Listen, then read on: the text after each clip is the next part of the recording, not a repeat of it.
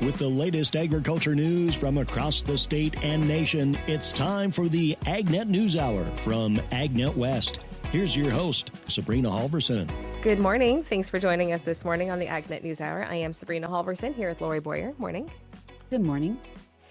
So we're going to jump right into it today and talk. Well, we have several things on our list to talk about today, all in this first segment. So we're going to start out with a little bit about tariffs. Yesterday, we had talked about what the president was doing with tariffs, and we had said that he hadn't gone full blast like he had said during his campaign that he was going to do with putting on these tariffs with our trading partners. He did do some smaller tariffs, which we know about, of course, for Canada and Mexico. I believe that there's a 25% tariff for those two nations as well. But he didn't go as far as he had said that he was going to for things like China, especially. That is still in the works. There are some additional duties for China and the EU, but we're not seeing it to the extreme point yet that he had talked about during the campaign. And that is actually good for agriculture. So having kind of taken that step back, or maybe taking that step slower, all the experts that we have spoken to, Lorrie, or at least that I have spoken to, have said that that is better for agriculture this way.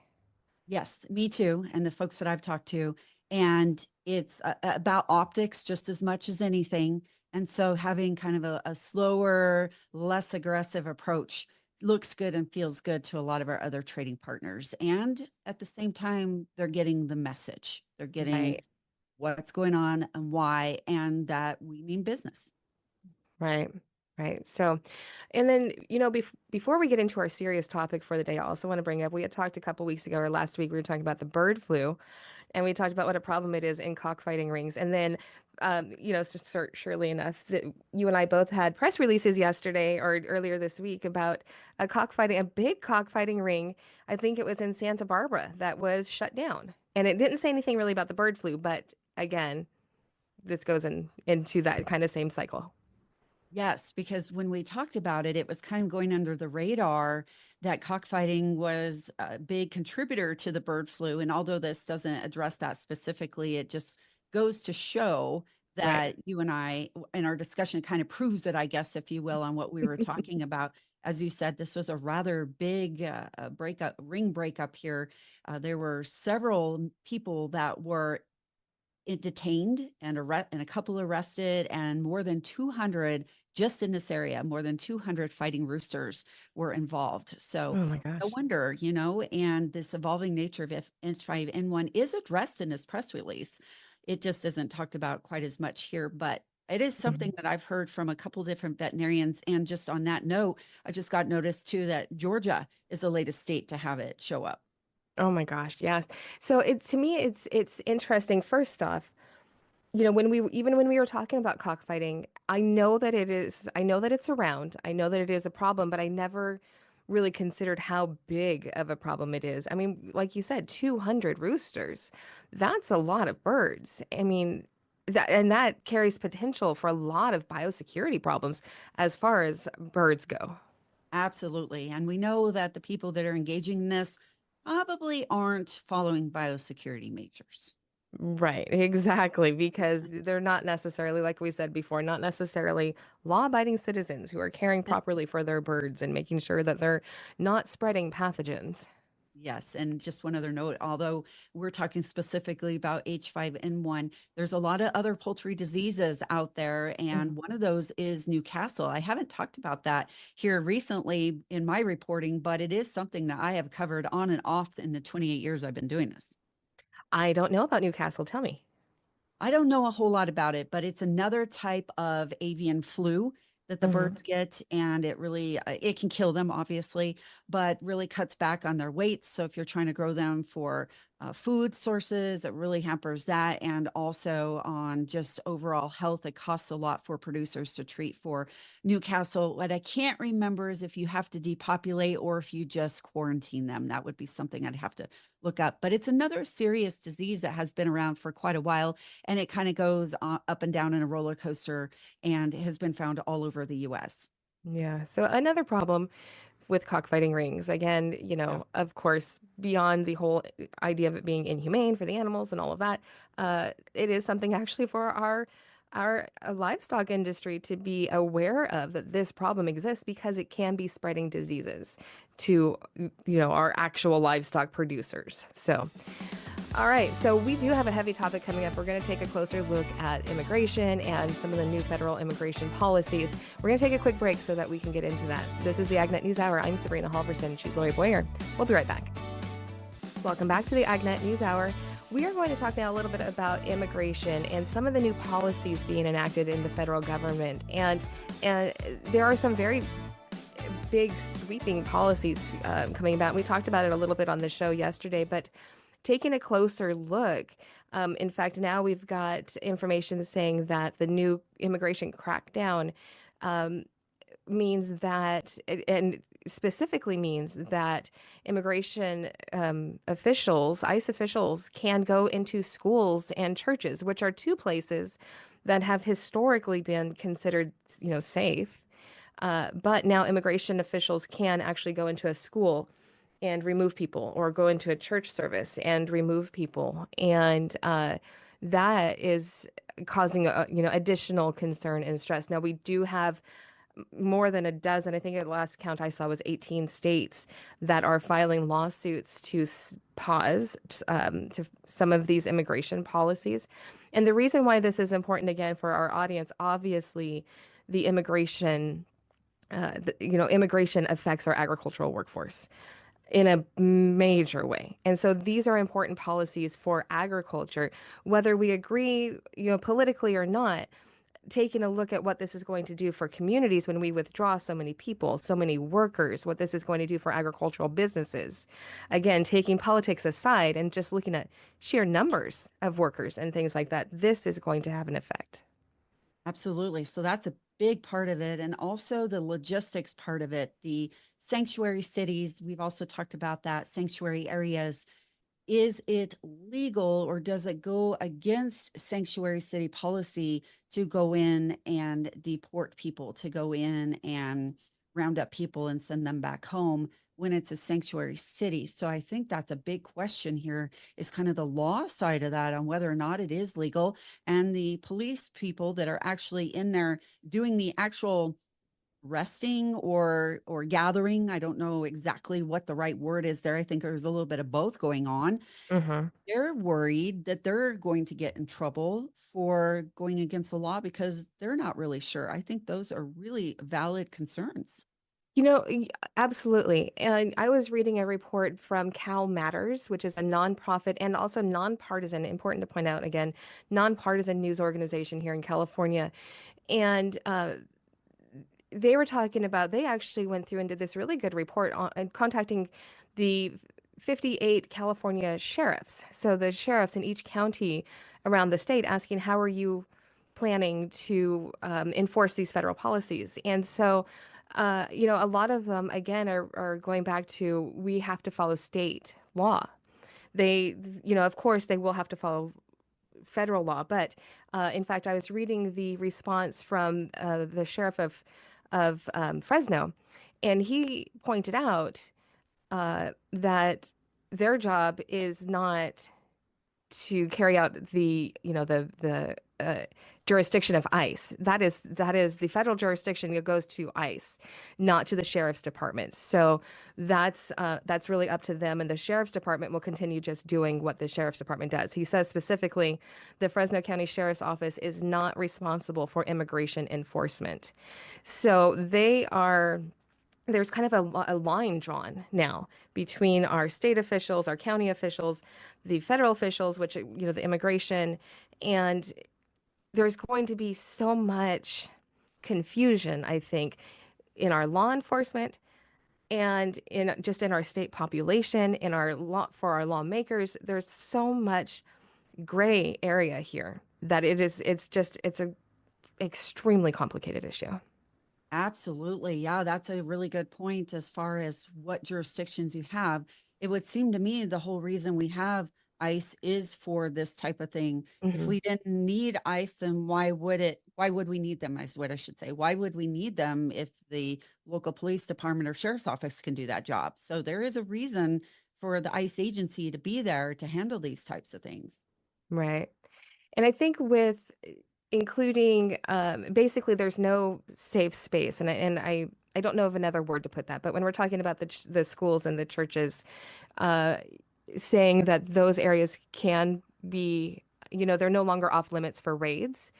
I think that we're going to also see, I would think we're going to start seeing lower attendance at churches and schools. There are fewer places now where families who are immigrant families are going to be able to feel safe and welcome. So that in turn can lead to fewer people at work. Again, because when you're worried about your family, when you're worried about where are you going to be safe, how are you able even to go to your work? And let's face it, if you're an agricultural worker, if you're an immigrant who works in agriculture, you know that your place of work is going to be targeted because that's an easy place to start for officials, right? Absolutely. Yeah, Now that's a good point. there are some legal limitations there, and ag employers are learning more about what they can do to protect their workers.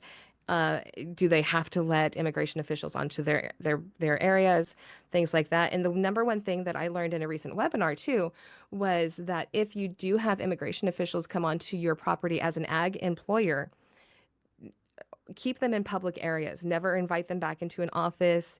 Keep them in public areas, no matter if you're doing everything right. If you're not sure, it doesn't matter. Keep them in a public waiting room. Contact your legal representation. Call your lawyer, and then let them handle anything. Don't even invite them back to a break room, because that can open up the ag employer to, further problems. Huh. Okay. Well, that's interesting as well. Mhm. This issue, I think we're not done talking about it. We're going to probably see a lot more of this because the legalities, I think, looks like from what I'm understanding, have to be really worked out before you can really deport. However, as we're seeing and hearing, actual deportation is going on right now, and there's ramifications for those who resist, which Right. talk about again too on what that looks like. Right. And like you said, this is something we're going to be talking about a lot over the next 4 years. I think of course, immigration, it's an issue that we've had since the beginning of considering ourselves Americans, but it's something that we'll be taking a closer look at over the next 4 years.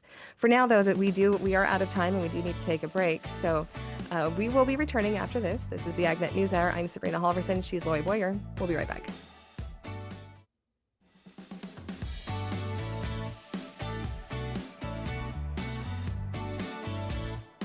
Today I visit with Matt Simpson. He is the CEO of Brazil Potash. To get us started, tell us more about yourself and your background, Matt. Sure. So by education, I'm a chemical engineer with a master's of business. I started my career with a company called Hatch, which is a global engineering, consulting, and construction firm. So I used to design and build metallurgical refineries in different places around the world. And then I joined Rio Tinto, which is one of the biggest mining companies in the world. And I used to run a very large iron ore mine for them, where we moved about 85 million tons a year of material. I had about 650 people that worked for me, and managed to budget about 300 million a year. And then about 14 years ago, I decided that I want to start building my own mines, given I've designed, constructed, and operated them. And then I've been doing that since. Now tell me about Brazil Potash. Sure. So Brazil is one of the world's largest exporters of agricultural goods, as you and your readers might know. They last year did about 167 billion US dollars a year, but they're heavily exposed because they import 98% of their potash, which is one of the three key nutrients that are typically used to grow food, when arguably the second largest basin in the world is sitting in their backyard being developed by Brazil Potash. So simply because we're in Brazil and all the potash that's imported to the country comes from places like Canada, Russia, Belarus, Germany, and Israel, traveling 9,000 to 12,000 miles away, our cost to extract, process, and deliver the potash to a Brazilian farmer is less than just the transportation cost alone for imported material. This may be an obvious question, but in this day and age, the way that we work intercontinentally, so is Brazil Potash actually located in Brazil? That's correct. Not only are we in Brazil, Lorrie, but we're only 5 miles away from a major inland river system that connects us directly to Mato Grosso state. So Mato Grosso is where the majority of the farming occurs in Brazil. Most of the farming is soybean, cotton, corn in that particular area. And then it's trucked to rivers and then loaded onto barges. And then there's a transshipment terminal about 40 miles upstream from us where those barges are offloaded to ocean-going vessels for export internationally. And then those barges and trucks largely come back empty. So instead of them coming back empty, we'll load them with potash. I know that that is a very important growing region in Brazil, and it comes up in my market reports quite a bit, Matt. Yeah, no, it's huge. I mean, what's kind of unique with Brazil is that you never have a cold winter. So they never stop growing. They do 2 to 3 crops a year, have amongst the highest amount of fresh water in the world, very high amounts of arable land. The problem with the country is the soil is very nutrient deficient. So unlike the US, where you have some better quality soil in parts of the country where it gets reprieved during the winter months, in Brazil, the soil is very, very highly stressed between the growing of the crops and the poor quality, the high clay content to begin with. So in that country, fertilizers are absolutely essential for efficient land use. Now, going back here to talking about the developments and kind of the trends and what we're going to see here, as far as the information I got from you, Brazil Potash, there's a lot of supplies or a lot available in the land that you're talking about. And now we're learning how to extract it, right? We're learning how to get to it. We've already done all of the drilling and engineering studies to understand the potential size of the deposit, which by the way could be 2/3 the size of the entire basin in Saskatchewan, which is the biggest supplier in potash in the world, and we believe it could be up to twice as big as the Russian Urals, which is the next biggest supplier in the world. It's located about 2,500 feet underground, so it's very similar to the older projects in Canada and some of the new projects being brought online in Russia. So tell me more about why this is important for global food security. The concern, Lorrie, is that roughly 50% or half the world's potash comes from Russia, Belarus, and Israel, countries that are at war or sanctioned. And that's led to massive volatility in pricing. When the United States sanctioned Belarus in mid-2021, prices literally doubled in just a few months. And then when Putin invaded Ukraine in February 2022, prices hit record highs of $1,200 a ton compared to a normal of about $300. So they quadrupled in 1 year. And why do your listeners care? Well, if potash, which is again one of the 3 main fertilizers used to grow food, quadruples in price, it makes it substantially more expensive for a farmer to purchase. And if the farmer doesn't apply as much potash to the farm field, crop yields drop dramatically, which means that globally all of our grocery prices rise because the availability of food declines quite dramatically. In Brazil, it basically takes away that geopolitical risk. It means that one of the biggest exporters in the world has a secure source of potash that's not at risk to, Putin deciding one day that he wants to cut off fertilizer supplies. And it also makes Brazil more imperviable to things like rail strikes, port strikes, which have happened this past year in Canada. So the potash supplies that we're talking about are all going to stay in the Brazilian agriculture sector. That's correct, Lorrie. I mean, Brazil today consumes about 14 million tons of potash. They're the largest net importer in the world, the second largest consumer after China, but again, 98% import dependent. So we plan to produce initially 2.4 million tons. So we'll only be supplying Brazil with about 15% of their need initially, but we could look to double or possibly even triple that over time. Matt, since you said a lot of work has been done, is the potash that is in this reserve being used as we speak then? No, right now it's a grassy field where cattle kind of roam the land and chew on the grass that we've done a lot of permitting work on and engineering studies. We're now at the point where we're fully permitted to start our construction. We just recently listed the company on the New York Stock Exchange under the ticker GRO or GROW. And we're looking to raise the money to construct the mine and then start supplying the potash to the farmers. We'll take a break here and be back with Matt Simpson from Brazil Potash right after this. You're listening to AgNet West. Back we come here today. I'm Lorrie Boyer for AgNet West, and my guest is Matt Simpson. He is the CEO of Brazil Potash.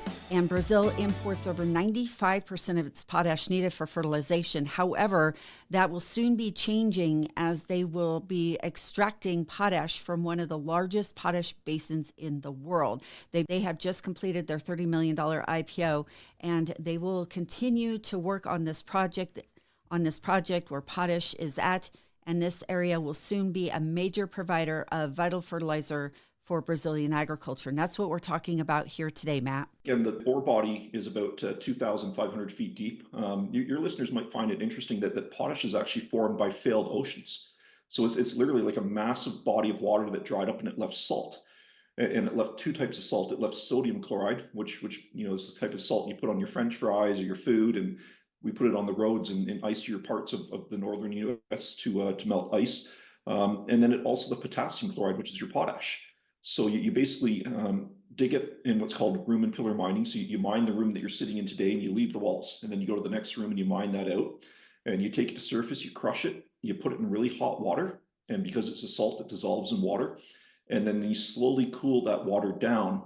And the sodium chloride recrystallizes, or it changes from a liquid to a solid at a different temperature than the potash. And that's how you concentrate it from about 30% to 95%. And then that potash then gets put back onto a farm field. And the sodium chloride, you could use it as salt bricks for cattle. It's also used in the chemical industry, but it's a very low value product. So in our case, we put it back underground. So everything comes from earth and it's returned to earth with no chemicals being used, just hot water. Do you think that you will ever export some of this out? It is possible, Lorrie. We have done studies that show that we could export all the way up into the Gulf of Mexico and undercut current suppliers. But the closer that we provide the potash to farms near our site, the higher the profitability is of the company. So we are primarily targeting Brazilian farmers, but yes, we do have the ability to export. An IPO, which is money needed to extract the potash, right? We actually just completed that IPO. We completed it at the end of November, so not ideal timing. Because in the United States, for the first 21 days after you complete the initial public offering, you're very restricted on what you communicate to the market. So we weren't able to start our communications until the 22nd of December, which obviously is not a great time to start screaming at the hilltop on what a great investment opportunity this is. So it's really just this past week now that we're starting to have conversations with people like yourself and raise awareness of this investment opportunity that also is really important for global food security. Is there anything else that you wanted to mention here today, Matt, when it comes to Brazilian potash or what you are getting ready to do with this potash extraction of this major potash basin? What's really nice with this project is again, simply because we're in Brazil, our all-in cost delivered to a farmer would be about $130 a ton. And the transportation alone from places like Canada or Russia is $200. And then they still have to pay about another $80 to mine and process. So $280 a ton is pretty much the floor price in Brazil compared to our cost of $130. So even in a worst case scenario, this is going to be generating a tremendous amount of cash, but more importantly, it's going to ensure that the farmers in Brazil who are so important to feeding people globally have a secure source of this essential nutrient. Thank you so much for joining me here today, Matt Simpson, CEO of Brazil Potash.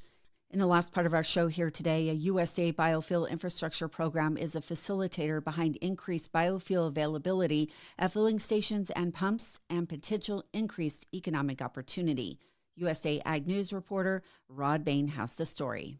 More American drivers are becoming accustomed to fueling facilities supporting fuel blends with 15% ethanol through increased availability. One reason for this is fuel distributors and stations participating in a USDA program known in acronym form as HBIP. The Higher Blends Infrastructure Incentive Program, think about your local gas station, and it's the type of infrastructure that they can use to build out new storage tanks, build out new fuel pumps to increase the use of biofuels. Rural Business Cooperative Service Administrator Betsy Dirksen Laundie Lundergan says HBIP project funding awards were part of a recent USDA investment in clean energy development, promotion, use, and availability. The latest round of HBIP funding includes almost $60 million in projects in 19 states. One recipient is presented as an example of how HBIP works. MB Truck Stop in Illinois, they received a $440,000 grant to install some ethanol dispensers, some other biofuel dispensers, and a biodiesel storage tank. And this particular project is in Rochelle, Illinois, and it's going to increase the amount of biofuels sold by 1.2 million gallons per year. The biofuels industry has long appreciated USDA's support via the Higher Blends Infrastructure Incentive Program as a mechanism to facilitate its growth. This is Donnell Rehagen of the Clean Fuels America Alliance. Our biggest challenge as biodiesel producers and renewable diesel producers is finding the distribution. It's not just necessarily out there. So the HBIP program has allowed biodiesel producers and blenders to find investment partners in building out an infrastructure to widen that net of availability for higher blends of biodiesel. Robert White of the Renewable Fuels Association says HBIP's success as a program goes beyond increased biofuel availability, but opportunities for retail fuel businesses to expand their operations and receive more value added. It really got fuel retailers that would not have probably given us the time of day at this point in stage to actually install that infrastructure, and that'll be coming online in the next year or two. But you're going to see hundreds and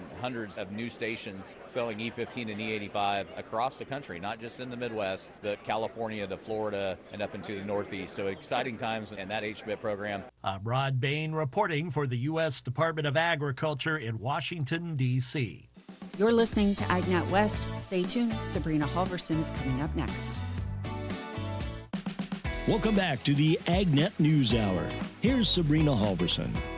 For this segment, we have this week's Almond Update brought to you by the Almond Board of California. You can find them online at almonds.com. We have an excerpt today from the Almond Journey podcast, which is also by the Almond Board. Here's Tim Hemrick. Next, we'll hear from a grower, packer, and exporter of California almonds.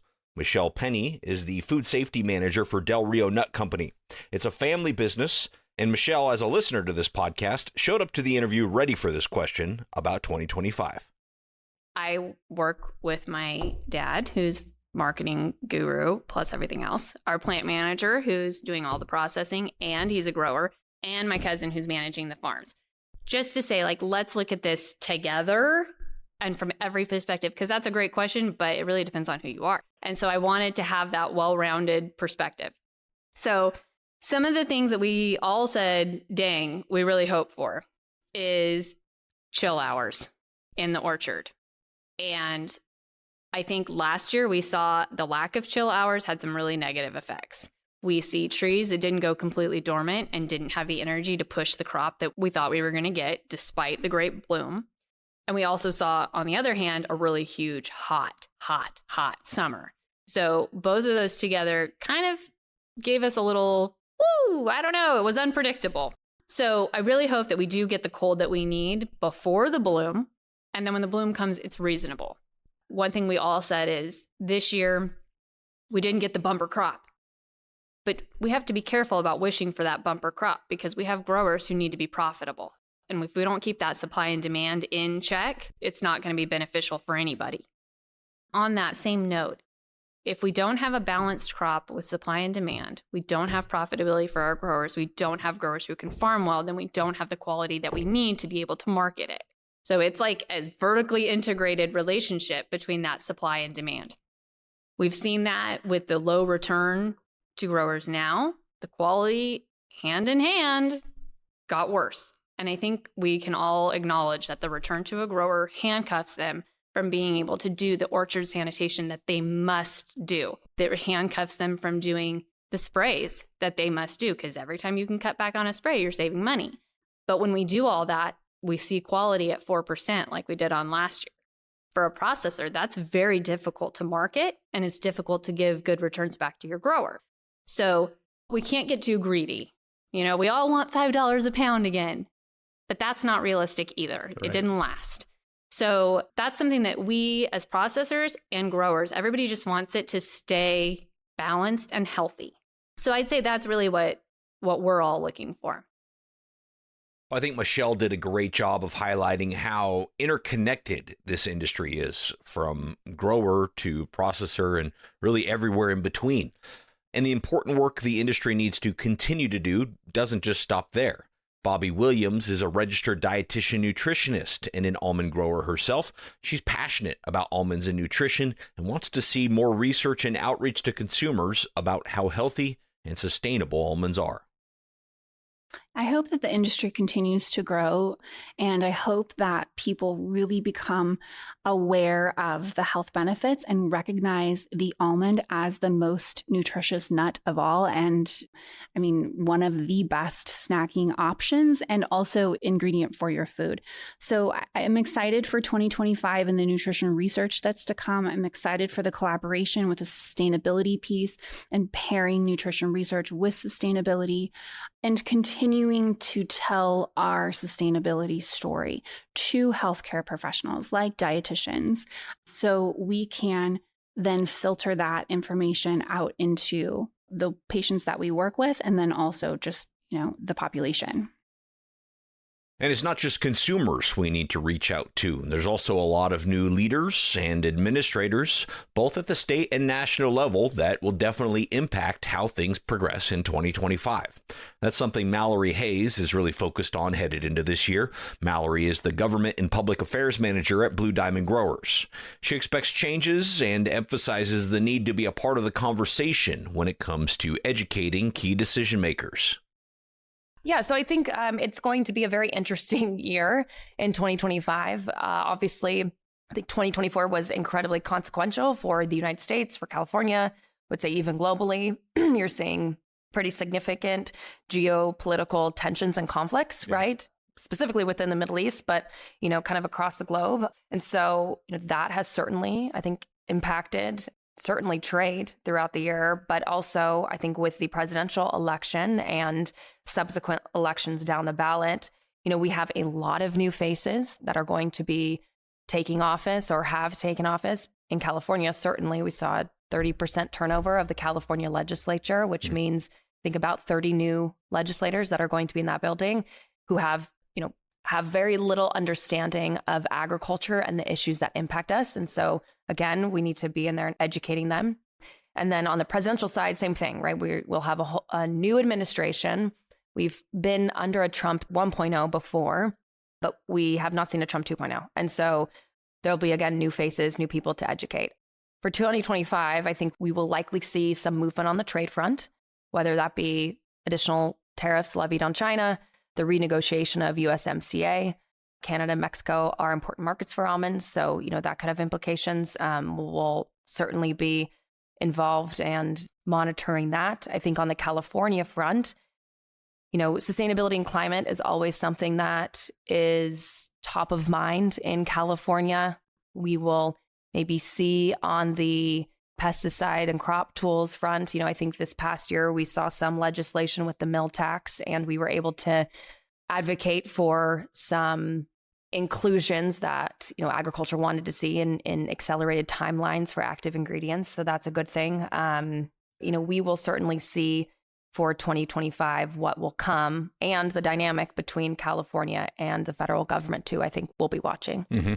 There's a whole lot there. It's a lot. Yeah. It's going to be interesting. And I think, now is certainly the time to tell that story, right? The good work that we're doing as an industry, the impacts that we're having on our local community, and the exciting innovations that are, happening inside of our industry too. There's a lot of fun products that are coming out of the industry, a lot of great work being done by our growers, by processors and handlers. And I think that is, the exciting part of the almond industry. That was an excerpt from the Almond Journey podcast from the Almond Board, part of this week's Almond Update from the Almond Board of California. Again, you can find them online at almonds.com. This is the AgNet News Hour. We'll be right back.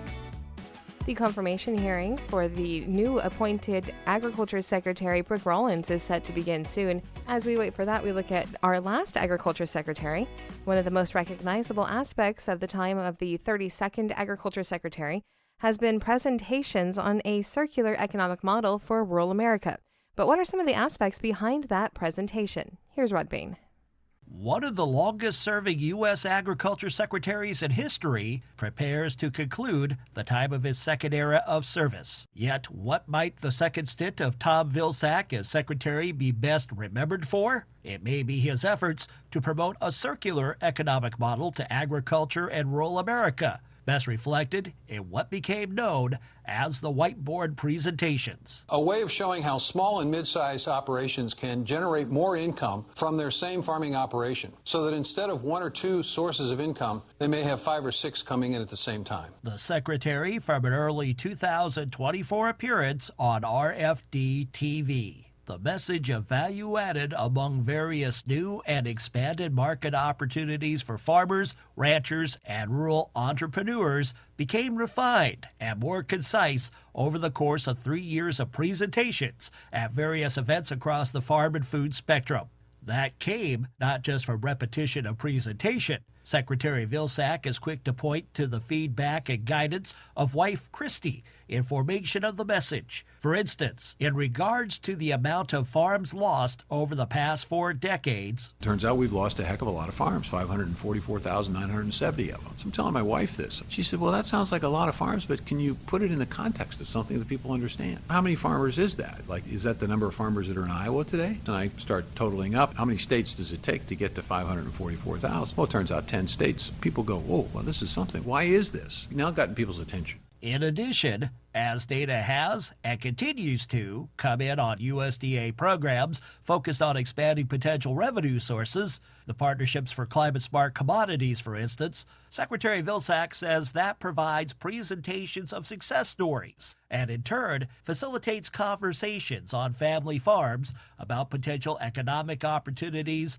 at the farm and rural community level for all generations. With some of the new opportunities that are out there, if we're entrepreneurial, if we're thoughtful about this, we can generate enough income from different sources. We can make a go of it. Now we'll have to work hard, but we can make a go of it. Now you can have that opportunity to be on this farm and inherit the farm, and your kids can see the benefits of living here, and we'll be able to watch you and your kids grow up. Now, to me, that conversation is the one we want. I'm Rod Bain reporting for the U.S. Department of Agriculture in Washington, D.C.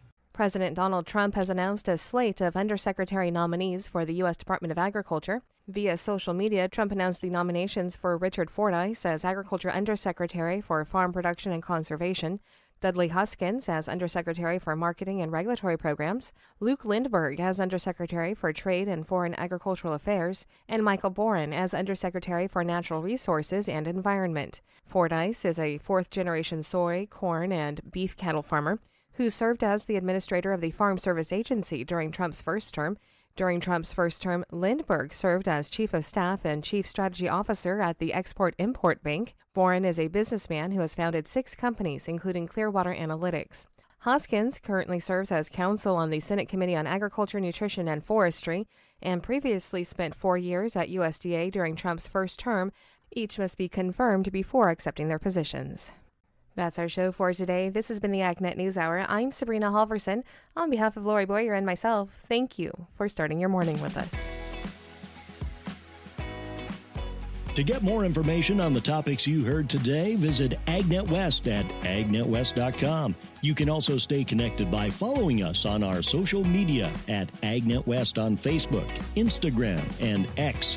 Also look for Sabrina Halvorson on Facebook, and be sure to subscribe to our podcast by searching for AgNet West on your podcast app. Thank you for listening to the AgNet News Hour from AgNet West. AgNet West Radio Network, your primary choice for agriculture news.